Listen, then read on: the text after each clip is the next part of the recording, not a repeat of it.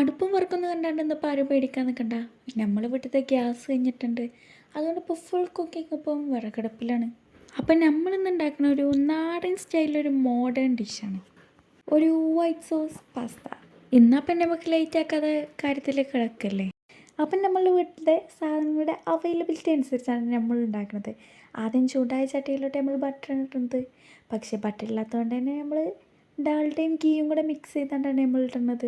പിന്നെ അതിലോട്ട് വെളുത്തുള്ളി, 3-4 സ്പൂൺ മൈദ, പിന്നെ മിക്സ് ദെൻ 2 ഗ്ലാസ് മിൽക്ക് കൂടെ 2 ഗ്ലാസ് വെള്ളം കൂടെ, ദെൻ മിക്സ്. പിന്നെ ഇതിലോട്ട് ആവശ്യമായിട്ടുള്ള പെപ്പർ പൗഡർ, ചില്ലി ഫ്ലേക്സ്, അതുപോലെ തന്നെ സോൾട്ട്.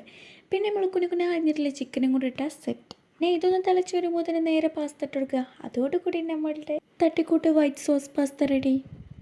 പിന്നെ നമ്മൾ ആർഭാടത്തിനായി കുറച്ച് മല്ലിയിലയും ഒനിയനൊക്കെ ഇട്ടു. അതോടുകൂടി ആളെ കാണാൻ തന്നെ ലുക്കാകെ മാറിപ്പോയി. പിന്നെ ലുക്കിലല്ലല്ലോ കാര്യം, വർക്കിലാണല്ലോ.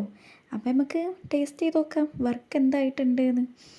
അപ്പം ടേസ്റ്റ് ചെയ്തപ്പോഴാണ് ഒരു കാര്യം മനസ്സിലായതും, എന്നെ പറഞ്ഞാലും പ്ലാൻ പണി പണ്ണണോന്ന്, അല്ലെങ്കിൽ ഇതുപോലെ കയ്യിൽ നിന്ന് പോകും.